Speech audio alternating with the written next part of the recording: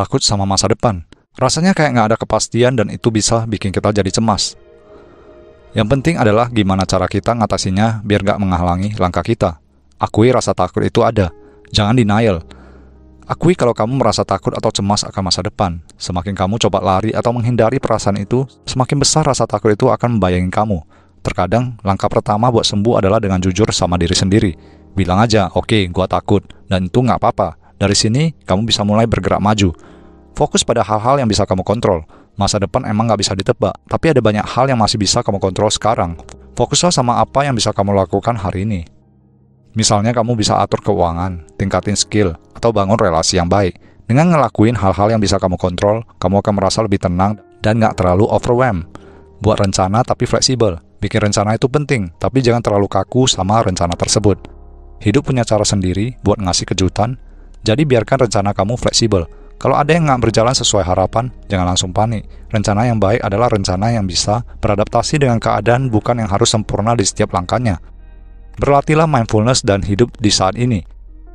Mindfulness bisa bantu kamu buat lebih fokus sama apa yang ada sekarang, bukan cuma mikirin masa depan yang belum tentu terjadi. Coba latihan buat stay present, atau sekedar menarik nafas dalam-dalam.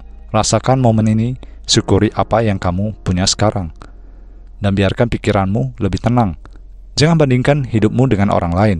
Kita sering merasa takut karena melihat hidup orang lain yang kelihatan lebih sukses atau lebih terarah.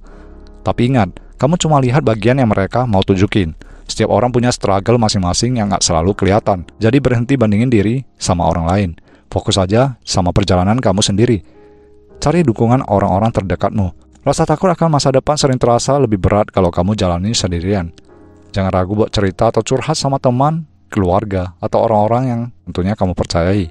Mereka gak cuma bisa ngasih kamu perspektif baru, tapi juga dukungan yang bisa bikin kamu merasa gak sendiri dalam menghadapi ketidakpastian.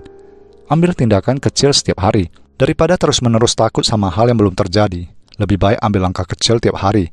Mulai dari hal-hal sederhana kayak bikin to-do list harian atau selesaikan satu tugas kecil. Setiap langkah kecil ini, kalau dikumpulin bisa bikin kamu merasa lebih dekat sama tujuan dan ngurangin rasa takut karena kamu merasa bergerak maju. Terimalah bahwa ketidakpastian adalah bagian dari hidup. Ketidakpastian emang gak bisa dihindari. Alih-alih terus berusaha buat mengontrol semua hal, terima aja. Kalau hidup memang penuh ketidakpastian. Kadang hal-hal yang gak kita rencanain justru yang bawa kebahagiaan atau pelajaran paling berharga.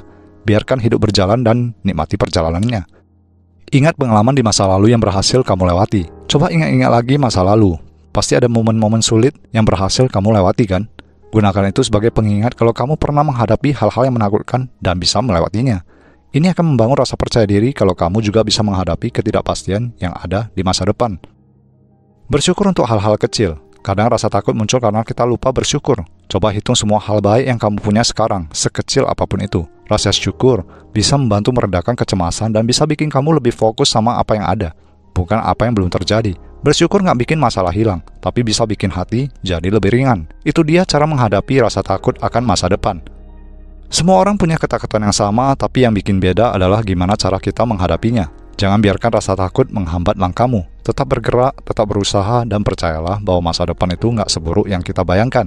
Jangan lupa like, komen, dan subscribe kalau kamu suka video ini. Sampai ketemu di video berikutnya dan keep moving forward.